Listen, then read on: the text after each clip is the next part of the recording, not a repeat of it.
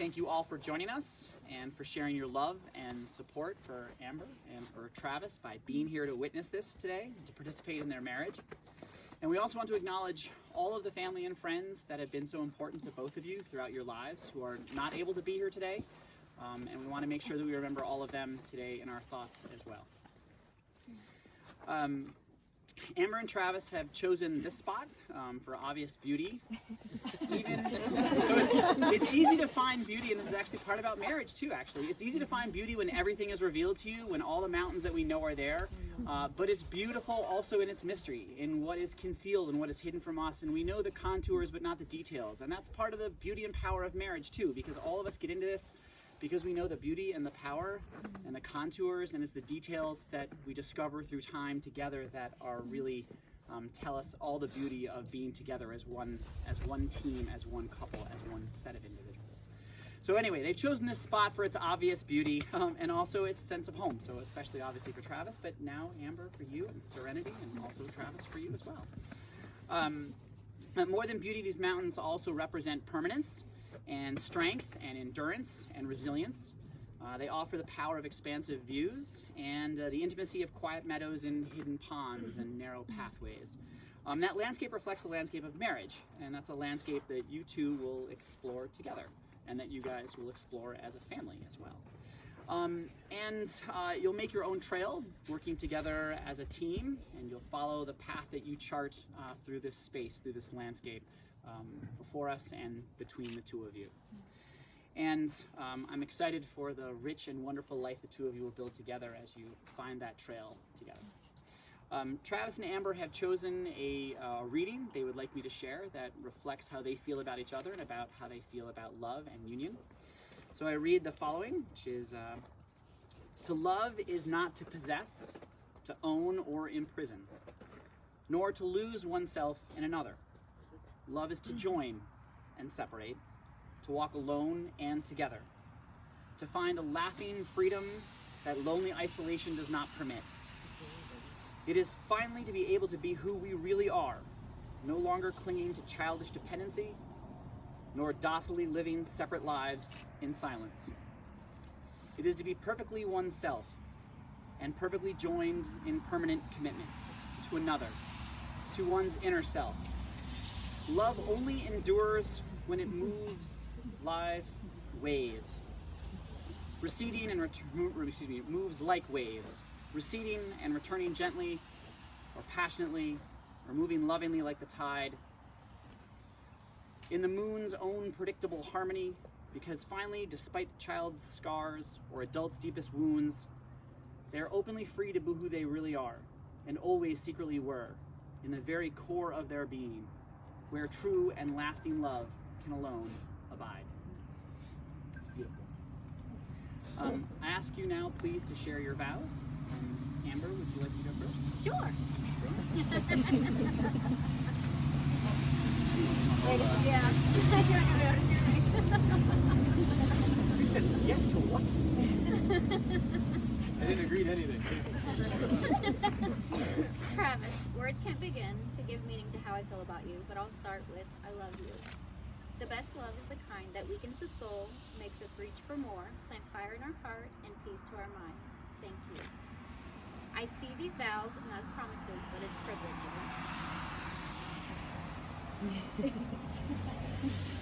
I get to laugh with you, and occasionally at you, care for you, and build with you. I get to love you fiercely in all of your forms, never forgetting that this is a once-in-a-lifetime love. I get to have you to be the person I spend the rest of my life with through all of life's summers and winters. I will love you faithfully and respectfully with lightheartedness and attentiveness. I will work on my patience and admitting when I'm wrong. I will celebrate your triumphs and love you all the more for your failures as they will be ours. I will love you for all that you are, never asking you to change in ways that I'm unwilling to change. Travis, you know me better than anyone else, and somehow you still manage to love me. You are my best friend and one true love. You bring so much joy to my life with your witty banter, sarcasm, love, and drive for life. I love you, and from this day forth, 499, and forevermore, I will honor the privilege to be your confidant, best friend, lover, and most importantly, your wife. Good job.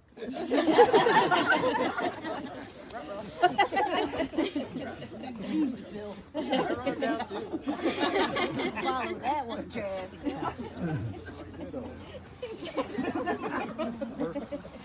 What she said.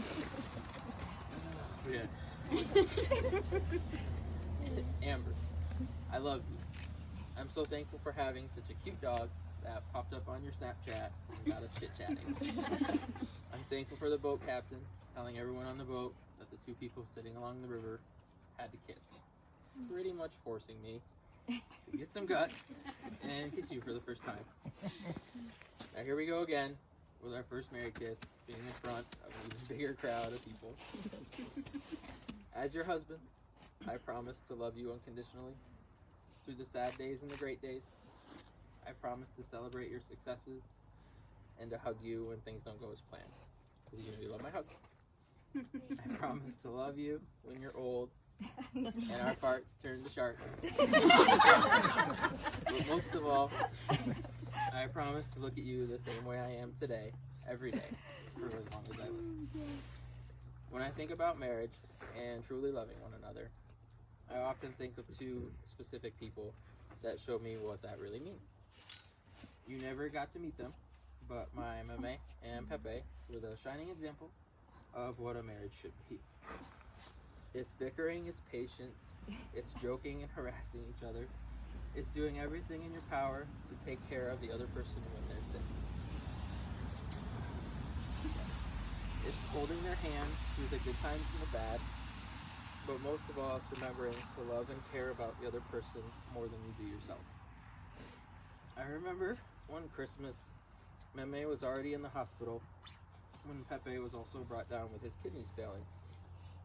The doctors didn't think that he would make it.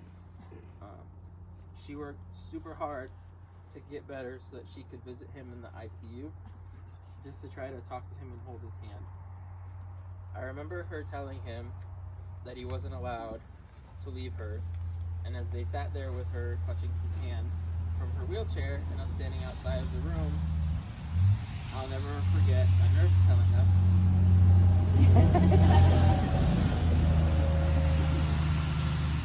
I'll never forget a nurse telling us that no matter how long a marriage lasts, it will always end in heartbreak.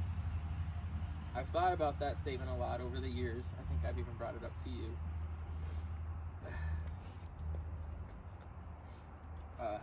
I disagree. I believe that a love like that adds years to a person's life. It adds a happiness that without their person, they may have never felt. It wasn't a sad moment. It was a moment that showed the strength of what their love could do. It gave him the strength to fight for her, and he did. A few years later, when she eventually passed, he was there every day, holding her hand and letting her know that he loved her and it was okay to stop suffering. That he would be okay. 2 years later, we lost him, but she gained him back. He never stopped loving her, and she never stopped loving him for over 60 years. I've been in love with you since our first kiss, and I know that I'll love you until our last. The future can take its time, because I want to cherish every moment, every day, every year that I get to spend as your husband doing this thing called life, and I look forward to what the next 60 years brings us. Aww. Unequivocally the best vows I've ever heard. Those are fantastic. Serenity and Travis, may we have the rings, please?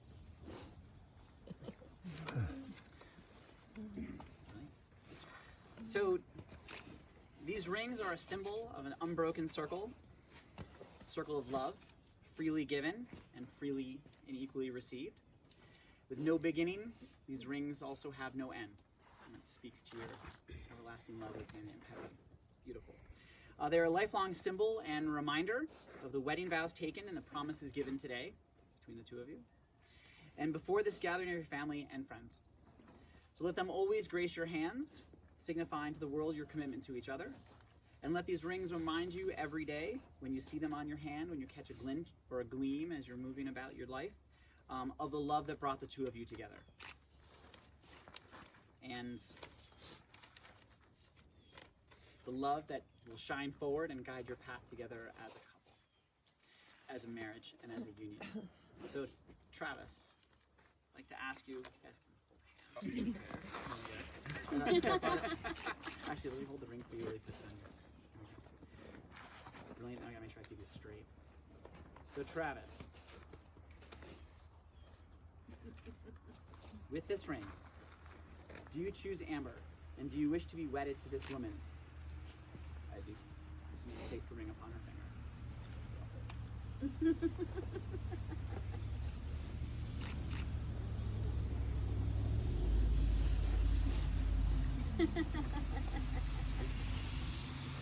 And Amber, do you choose Travis? Do you wish to wed this man? Yes, I do. Please place the ring upon his finger. Please continue holding hands. As I am witness to these rites, given the authority by New York State to perform these rites, and by accepting both of these vows and by accepting each other, I now declare you wedded to each other, and you may kiss for the first time as husband and wife. There's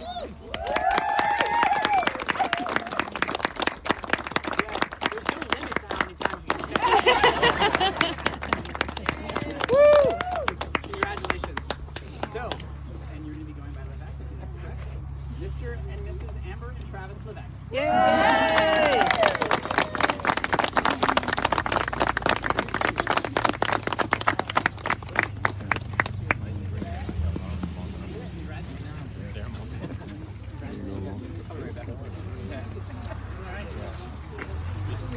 Brilliant. And no ring. Yes. Perfect. It's not raining.